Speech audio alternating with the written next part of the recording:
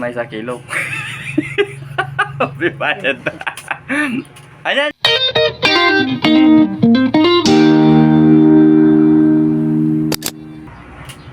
Hey, Labs. Ikaw. Dadamdamagin ni Kwa. Ni Isabel. Aw. Amin ni days ka no, ti may 1 kilo. Ayan. Apo aya. Nga data. Nga subject data math window ko. Home economics. Ang kanya na nga subject aja. Baka 20.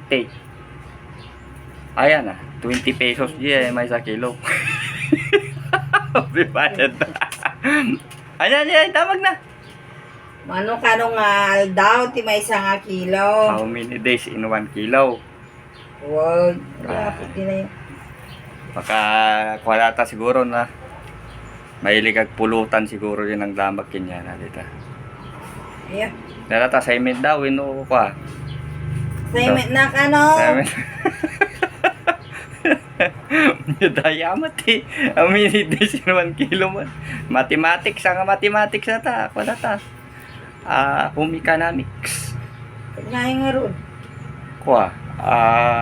Kinanain mo si Siday na. Kanya.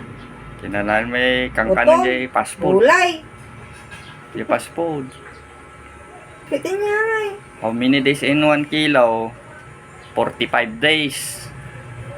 45 days. 45 days nga ron. Ay manok. Manok. Di ba? 1 kilo di manokan. 45 days yan kaya.